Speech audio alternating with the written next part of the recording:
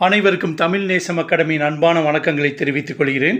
இன்றைக்கி நம்ம பார்க்க இருக்கிறது 7ஆம் வகுப்பு முதல் பருவம் பொருளியல் பாடம் 1 உற்பத்தி. 7ஆம் வகுப்பு முதல் பருவம் பொருளியல் பாடம் 1 உற்பத்தி. கொஸ்டின்ஸ் போயிடலாம். டேஸ் என்பது மூலப்பொருட்களை மாற்றியமைத்து நம் பயன்பாட்டிற்கேற்றவாறு முழுமையாக்கும் ஒரு செயலாகும். உற்பத்தி என்பது நுகர்வோர் பயன்பாட்டுக்காக மூலப்பொருளையும் மூலப்பொருள் அல்லாதனவற்றையும் ஒன்றிணைத்து ஒரு பொருளை உருவாக்கும் செயல் டேஸ் ஆகும், உற்பத்தி ஆகும். கீழ்கண்டவற்றுள் பயன்பாட்டின் வகைகள் எவை? வடிவ பயன்பாடு, இடப்பயன்பாடு, கால பயன்பாடு. இது மூணுமே சரி, அதனால் அனைத்தும் சரி. வடிவ பயன்பாடு பற்றி சரியானதை தேர்ந்தெடு. ஒரு விளைபொருளின் வடிவம் மாற்றப்படும் போது அதன் பயன்பாடு மிகுதியாகிறது. எடுத்துக்காட்டு, விளைபொருளாகிய பருத்தியை கொண்டு ஆடைகள் உருவாக்கப்படும் போது அதன் தேவையும் பயன்பாடும் உயர்கின்றன. ஸோ ரெண்டுமே சரி. ஆன்சர் இரண்டும் சரி. இடப்பயன்பாடு பற்றி சரியான கூற்றை தேர்ந்தெடு. ஒரு விளைபொருள் ஓரிடத்திலிருந்து மற்றொரு இடத்திற்கு கொண்டு செல்லப்படும் போது அதன் பயன்பாடு மிகுதியாகிறது. எடுத்துக்காட்டு, விளைபொருளான அரிசி தமிழ்நாட்டிலிருந்து கேரளாவுக்கு கொண்டு செல்லப்படும் போது அதன் தேவையும் பயன்பாடும் அதிகரிக்கின்றன. ரெண்டுமே சரி. ஆன்சர் இரண்டும் சரி. கீழ்கண்டவற்றுள் கால பயன்பாடு பற்றி சரியானதை தேர்ந்தெடு.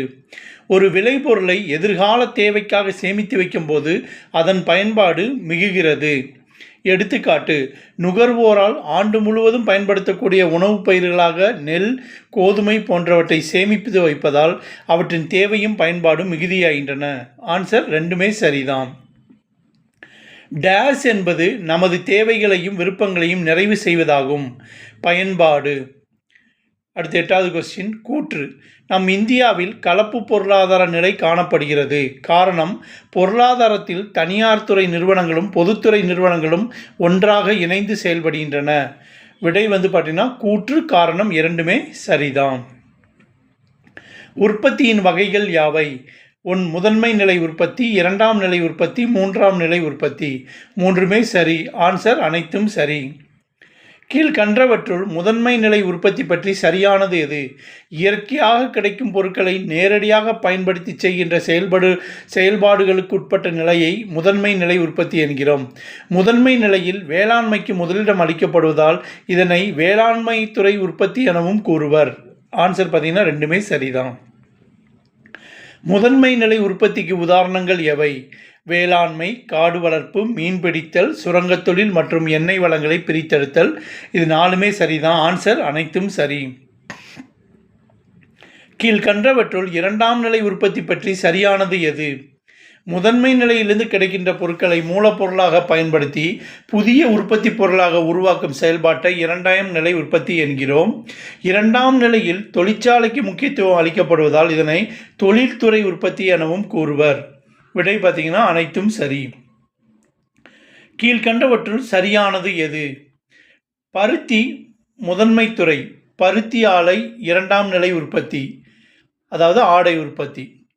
இரும்புத்தாது முதன்மை துறை, இரும்பு ஆலை 2ஆம் நிலை உற்பத்தி, அதாவது பொருள் தயாரிக்கிறது. ஆன்சர் பார்த்தீங்கன்னா அனைத்தும் சரிதான். 2ஆம் நிலை உற்பத்திக்கு உதாரணங்கள் எவை?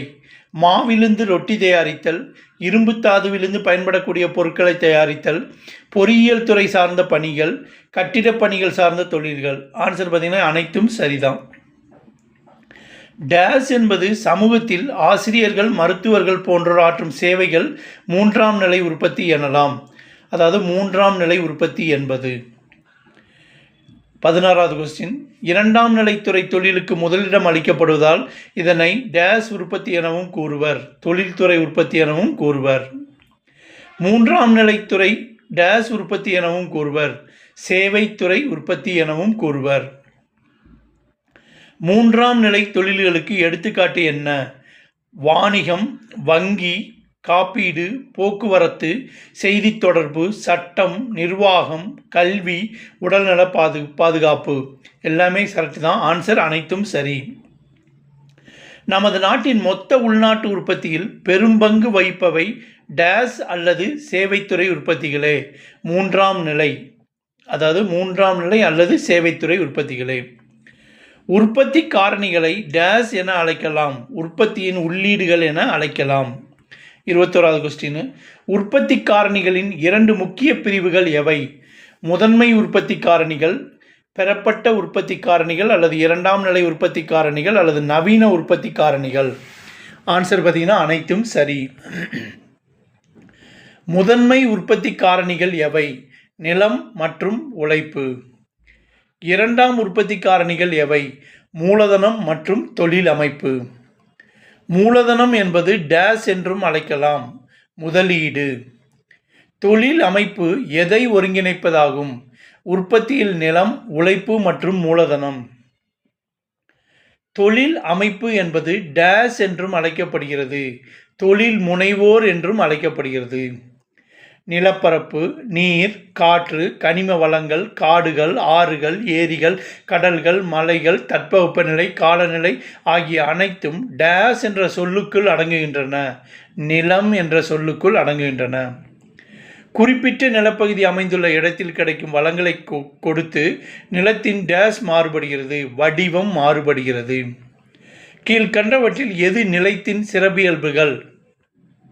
நிலம் இயற்கையின் கொடை, நிலத்தின் மதிப்பு நிலையானது, நிலம் அழிவில்லாதது, நிலம் ஒரு முதன்மை உற்பத்தி காரணி, நிலம் இடம்பெயரக்கூடியதன்று, நிலம் ஆற்றல் வாய்ந்தது. பார்த்தீங்கன்னா எல்லாமே கரெக்டு தான். ஆன்சர் அனைத்தும் சரி. கீழ்கண்டவற்றில் எது நிலத்தின் சிறப்பியல்புகள் இல்லை? நிலம் இயற்கையின் கொடை, நிலத்தின் மதிப்பு நிலையானது, நிலம் அழிவில்லாதது, நிலம் இடம்பெயரக்கூடியது. விடை பார்த்தீங்கன்னா நிலம் இடம்பெயரக்கூடியது. ஒரு பணியை ஒருவர் செய்வதால் அவருக்கு கிடைக்கும் மனநிறை மட்டுமின்றி அதனை செய்வதற்காக கைமாறு எதிர்பார்த்து மனிதன் தன் உடல் அல்லது அறிவை முழுமையாகவோ பகுதியாகவோ பயன்படுத்தி மேற்கொள்ளும் கடும் முயற்சியே உழைப்பு ஆகும் என்று கூறியவர் யார்?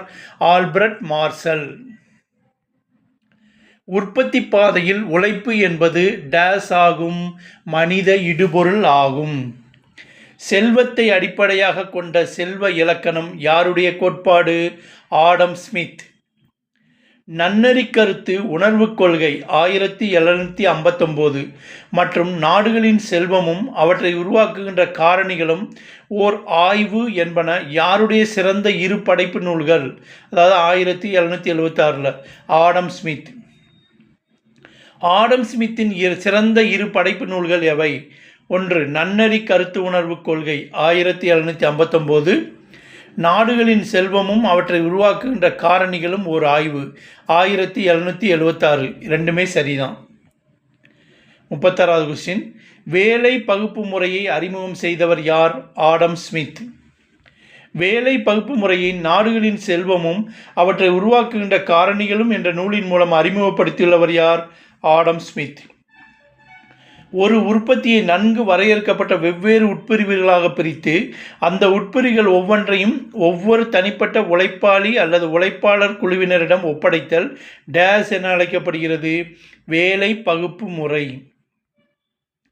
உற்பத்தியில் உழைப்பு என்பது டேஸ் காரணியாகும், செயற்படு காரணியாகும். டேஸ் என்பது பல்வேறு பண்டங்களை உற்பத்தி செய்வதற்காக மனித முயற்சியால் உருவாக்கப்பட்டதாகும். மூலதனம். 41. இயற்கையின் கொடை தவிர்த்த வருமானம் அளிக்கக்கூடிய பிற வகை செல்வங்களே மூலதனம் என்று கூறியவர் யார்? Albert Marshall. கீழ்கண்டவற்றில் மூலதனத்தின் வடிவங்கள் எவை?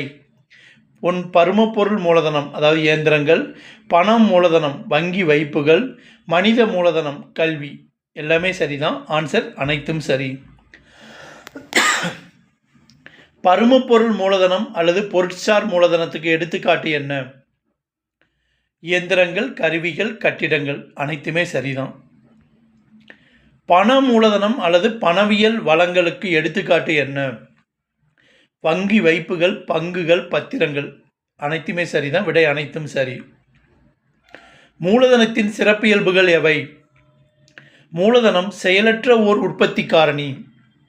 மூலதனம் அதிகம் இயங்கும் தன்மையுடையது. இதன் அளிப்பு நெகிழுந்தன்மை உடையது.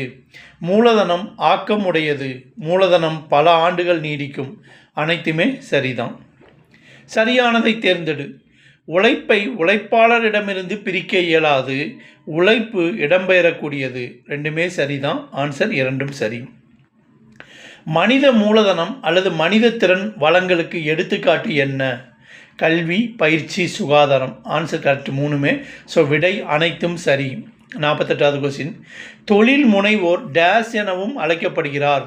தொழில் அமைப்பாளர். மூலதனம் டேஸ் உற்பத்தி காரணி. செயலற்ற உற்பத்தி காரணி. சமுதாய மாற்றம் காணும் முகவர் என்று அழைக்கப்படுபவர் யாவர்? தொழில் முனைவர். தொழில் முனைவோரின் சிறப்பியல்புகள் எவை? லாபகரமான முதலீட்டு வாய்ப்புகளை அடையாளம் காணுதல், உற்பத்தி ஆலையின் இருப்பிடத்தை தீர்மானித்தல், புதுமைகளை உருவாக்குதல், வெகுமதி செலவை தீர்மானித்தல், இடர்களை ஏற்றல் மற்றும் நிச்சயமற்ற தன்மையை எதிர்கொள்ளல். எல்லாமே சரிதான். ஆன்சர் அனைத்தும் சரி. கலப்பு பொருளாதாரம் என்பது டேஸ் இணைந்து செயல்படுவதாகும். தனியார் துறை நிறுவனங்களும் பொதுத்துறை நிறுவனங்களும். ரெண்டுமே சரிதான். ஆன்சர் இரண்டும் சரி. பொறுத்துக. பருத்தி முதன்மைத்துறை, பருத்தி தொழில் இரண்டாம் நிலை உற்பத்தி, இரும்புத்தாது முதன்மைத்துறை, இரும்பு தொழில் இரண்டாம் நிலை உற்பத்தி, கோதுமை மாவு முதன்மைத்துறை, ரொட்டி தொழிற்சாலை இரண்டாம் நிலை உற்பத்தி. பொறுத்துகளில் ஆன்சர் பருத்தி முதன்மைத்துறை, பருத்தி தொழில் இரண்டாம் நிலை உற்பத்தி, இரும்புத்தாது முதன்மைத்துறை. ஆன்சர் இருக்குது அப்படியே. இரும்பு தொழில் இரண்டாம் நிலை உற்பத்தி, கோதுமை மாவு முதன்மைத்துறை, ரொட்டி தொழிற்சாலை இரண்டாம் நிலை உற்பத்தி. இப்போ புத்தக பயிற்சிக்கு வந்தாச்சு. சரியான விடையை தேர்ந்தெடுக்க. உற்பத்தி என்பது ஆன்சர் பார்த்தீங்கன்னா ஆ, பயன்பாட்டை உருவாக்குதல். பயன்பாட்டின் வகைகள் ஆவன. வடிவ பயன்பாடு, கால பயன்பாடு, இடப்பயன்பாடு. இது எல்லாமே கரெக்டாக இருக்கனால ஆன்சர் இ, மேற்கண்ட அனைத்தும். முதன்மை காரணிகள் என்பன. ஆன்சர் பார்த்தீங்கன்னா இ, நிலம், உழைப்பு. தொழில் முனைவோர் என அழைக்கப்படுபவர். ஆன்சர் இ, அமைப்பாளர். கோடிட்ட இடங்களை நிரப்புக. டேஸ் என்பது பண்டத்திற்கான விருப்பங்களை நிறைவு செய்யும் சக்தியாகும். பயன்பாடு. பெறப்பட்ட காரணிகள் என்பது டேஸ் மற்றும் டேஸ் ஆகும். முதலீடு மற்றும் தொழில் அமைப்பு ஆகும். மூன்றாவது, டேஸ் என்பது நிலையான அளிப்பினை உடையது. நிலம். டேஸ் என்பது மனித உற்பத்தியில் ஓர் இடுபொருள். உழைப்பு என்பது. டேஸ் என்பது பல்வேறு பண்டங்களை உற்பத்தி செய்திட மனித முயற்சியால் உருவாக்கப்பட்டதாகும். மூலதனம் என்பது. பொறுத்துக. கொஸ்டின் செய்ய மட்டும் பார்த்துடுறேன். முதன்மை உற்பத்தி, கால பயன்பாடு, நாடுகளின் செல்வம், மனித மூலதனம், புதுமை புனைபவர். விடைக்கு போயிடலாம். நம்ம முதன்மை உற்பத்தின்னு அதை சொல்லுவோம் மீன்பிடித்தல், சுரங்கத் தொழில். கால பயன்பாடு எதிர்கால சேமிப்பு. நாடுகளின் செல்வம் ஆடம் ஸ்மித். மனித மூலதனம் கல்வி, உடல்நலம். புதுமை புனைபவர் தொழில் முனைவோர். இதுதான் பொறுத்துகளில் கொஸ்டினுக்கு நேராக ஆன்சர். அதாவது கொஸ்டின் பொறுத்துகளில் மாறி மாறி இருக்கும். நான் டைரெக்டாகவே அந்த கொஸ்டினுக்குரிய ஆன்சரை சொல்லிட்டோம். சரிங்களா? இன்றைக்கி நம்ம பார்த்தது என்ன அப்படின்னு பார்த்தீங்கன்னா, 7ஆம் வகுப்பு முதல் பருவம் பொருளியல் பாடம் 1 உற்பத்தி, அதனுடைய லைன் பை லைன் கொஸ்டின்ஸும் புக் பேக் கொஸ்டினும் பார்த்துருக்கோம். இந்த வீடியோவை மறக்காமல் லைக் பண்ணுங்கள், ஷேர் பண்ணுங்கள், சப்ஸ்கிரைப் பண்ணுங்கள். நீங்கள் சப்ஸ்கிரைப் பண்ணி வச்சிட்டிங்கன்னா தான் எங்களுடைய அடுத்தடுத்த சேனலில் நாங்கள் போடுற வீடியோஸ் உங்களுக்கு ஆட்டோமேட்டிக்காக என்ன செஞ்சிட்ருக்கோம், வந்துட்டுருக்கும். இந்த வீடியோவை உங்கள் தெரிஞ்சவங்க, உங்கள் ஃப்ரெண்ட்ஸ், உங்கள் ரிலேட்டிவ்ஸ் யாராவது எக்ஸாம் ப்ரிப்பேர் பண்ணிகிட்ருக்காங்க அப்படின்னா அவங்களுக்கு அனுப்புங்க. ரொம்ப யூஸ்ஃபுல்லாக இருக்கும். சரிங்களா? எங்களுடைய ஓல்டு வீடியோஸ் ஒவ்வொரு வீடியோக்குள்ளே இருக்க டிஸ்கிரிப்ஷன்லேயும் லிங்க்ஸ் கொடுத்துருக்கோம். அதை கிளிக் பண்ணி எங்களுடைய பழைய வீடியோக்களை நீங்கள் என்ன செஞ்சுக்கலாம், பார்த்துக்கலாம். ஸோ மறக்காமல் வீடியோவை லைக் பண்ணுங்கள், ஷேர் பண்ணுங்கள், சப்ஸ்கிரைப் பண்ணுங்கள். நன்றி, வணக்கம்.